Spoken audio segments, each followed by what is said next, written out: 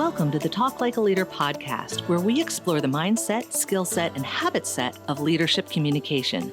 Using these tips, techniques, and tactics, you'll be able to talk like a leader to build better relationships and get more done.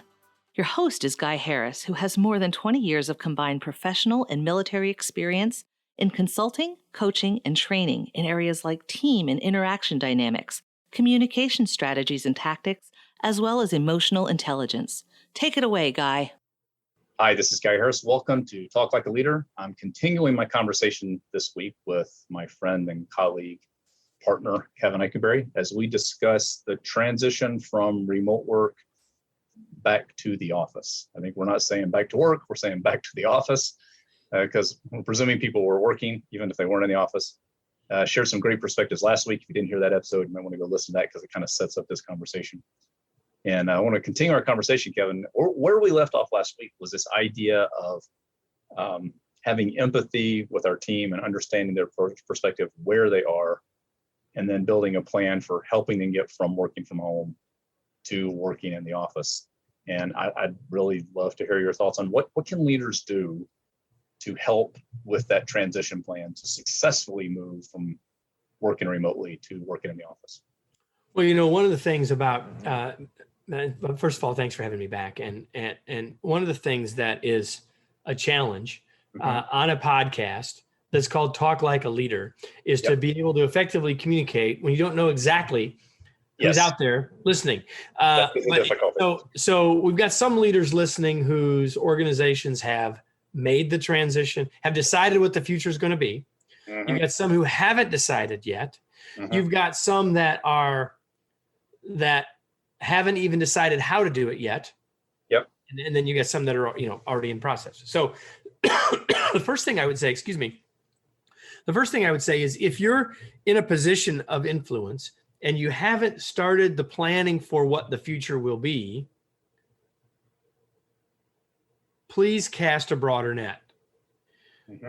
Please include more than just senior leaders in a closet or a Zoom conference room to decide what this is going to be, because we really need to know what our teams want and need, because this moment is a moment that matters. And if we don't get the how of this right, not just the what of it right, but the how of it right, we run big risks for loss of talent and making it harder to recruit or attract talent in the future. So I'll put that aside. If that's you,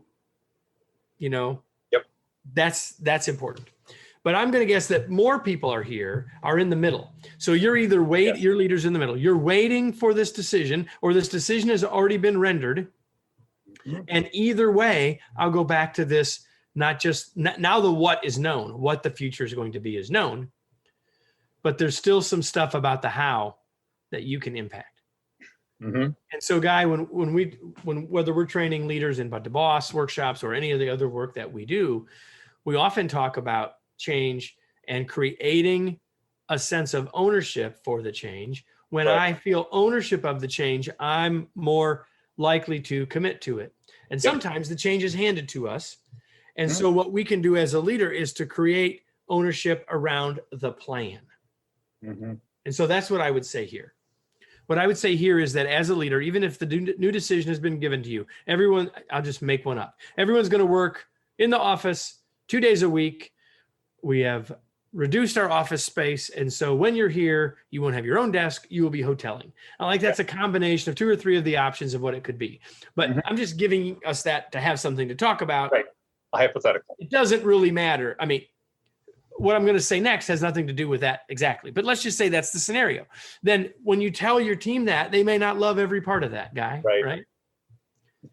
But what we can do, even if that's been handed to us, is say, okay, how are we, our team, the 6 of us, the 8 of us, our department, the 22 of us, whatever that is, how are we going to make this work within these parameters, given the policies, best for us? So don't exacerbate the problem by the decision being handed down, by then you doing all the implementation plan. Get the group involved. 100%. The more you do that, the better chance you're going to have, right? I think I hear you strongly stating something that we talk about again a lot in the Bud DeVos workshop when we talk about change, is that even if you can't control the what, you can probably control the how. Or at least some part of it. At least a piece of it, yeah. And I think what you're saying, I'm thinking through this scenario, thinking this is an epic change, really. Like it's not likely we're going to experience exactly this thing ever again. And so it's not like we have tons of experience on how to do it.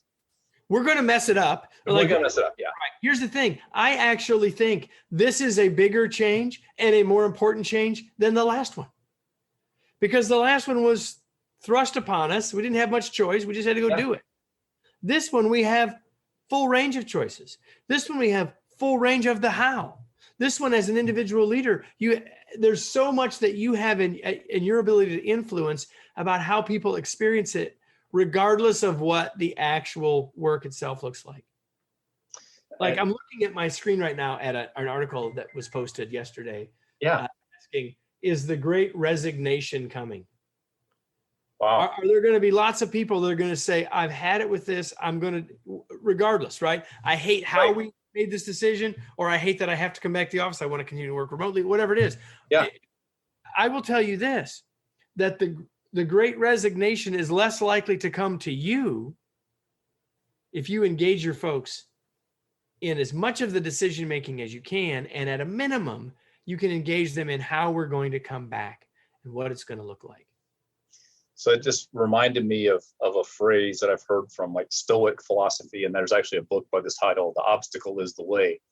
And what I'm thinking is that, yes, there is this huge obstacle of how do we navigate all this? And what I hear you saying is that's actually an opportunity if we take it as a chance to really understand our team and use it as a way to show our empathy for the team and really engage them in the process.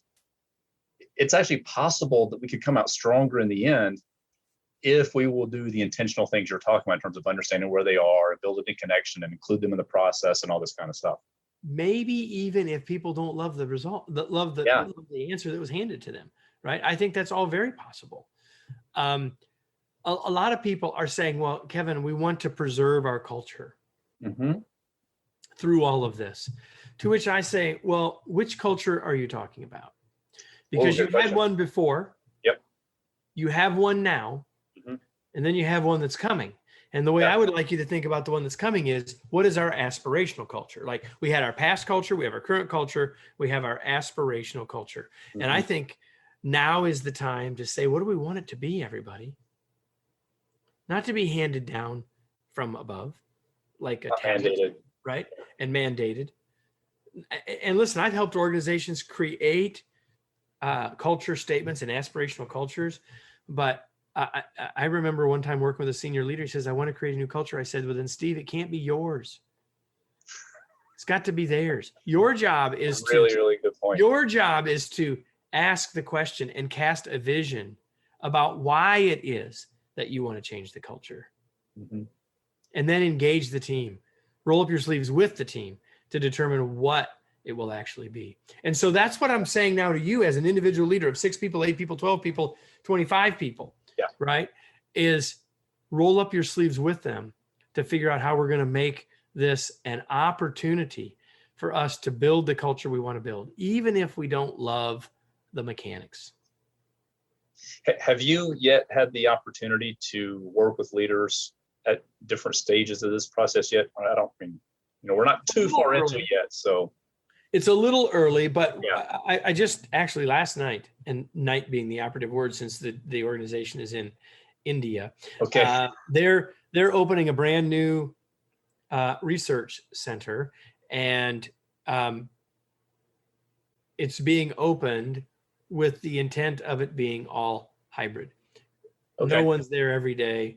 Everybody's there some of the time, and we don't have to go into the details. But I'm helping them, have been helping equip their individual team members for this transition. So yeah, we've certainly started to do some of that work. I expect there'll be a lot of that work, Guy, in the next, as the time comes. I don't know, 120 days. Yeah. 180 days. I don't know. In the early work, preliminary stuff that you've done to help frame things up.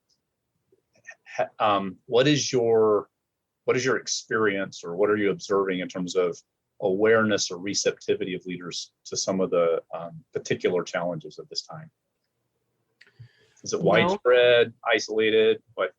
It's an interesting question because, there's some amount of the folks that we're interacting with are predisposed to the message, right?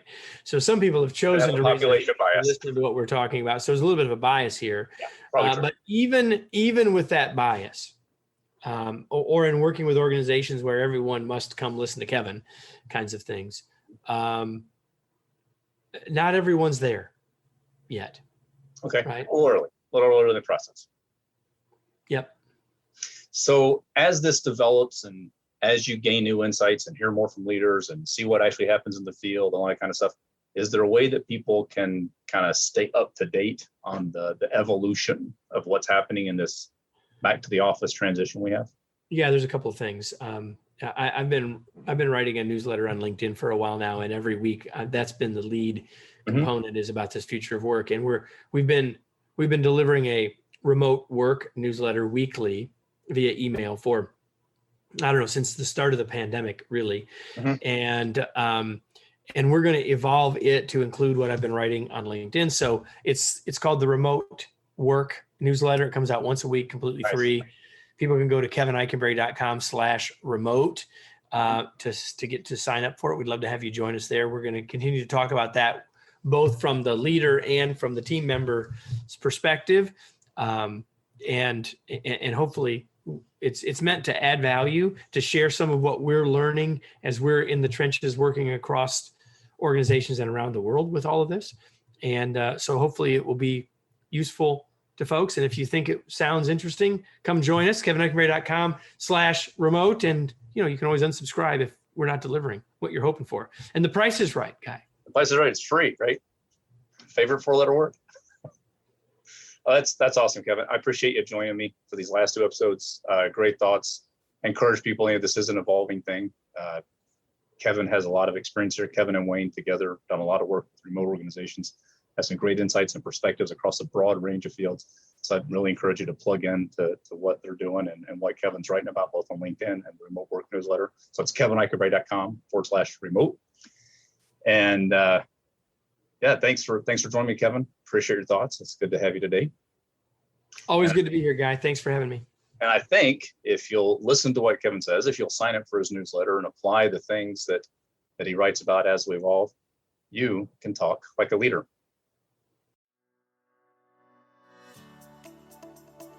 This has been the Talk Like a Leader podcast. You can listen to this show every week wherever you get your podcast. If you haven't, be sure to subscribe so you never miss an episode. I'm Guy Harris, and thanks for listening.